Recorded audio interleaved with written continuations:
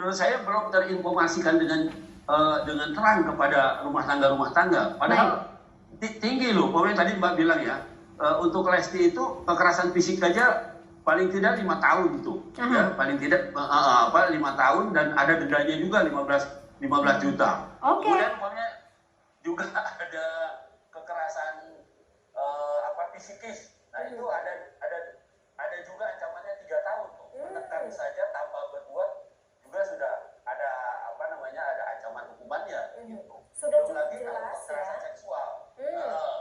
Kekerasan seksual tuh bisa sampai 12 tahun. Ya. Nah itu ya. Itu padahal kan ngeri kan kalau lihat ancamannya. Nah, cuma ini belum belum tersampaikan kepada masyarakat, terutama masyarakat laki-laki menurut saya.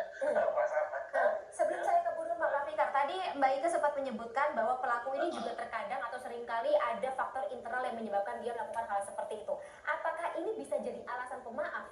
Kalau di hukum pidana murni kan biasanya ada alasan pemaaf tuh. Tapi kalau dalam kasus ini bisa nggak? Nggak bisa. Nggak ada alasan pemaaf di dalam KDRT itu karena pola relasi laki-laki dan perempuan itu di dalam kita bilang seimbang gitu ya. Apalagi di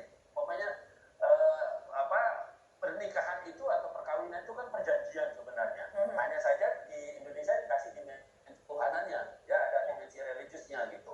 Tapi kalau di negara-negara lain perkawinan itu murni perjanjian. Pola relasinya kedudukannya sama. Sama betul. Partnership ya tadi ya. Satu dengan pihak lain. Gitu. Oke.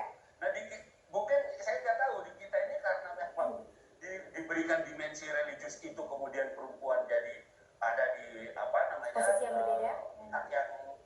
Yang lebih bawah dari laki-laki gitu ya atau apa gitu. Nah itu menurut saya harus ada penelitian juga. Baik Pak Fikar. Mungkin terakhir untuk Bu AKP Nurma sendiri, kapan rencananya akan memanggil pelaku? Jadi kita waktu dekat kita memanggil untuk yang diduga disangkakan melakukan tindak pidana KDRT. Akan ditahan nggak, Bu? Apakah akan ditahan?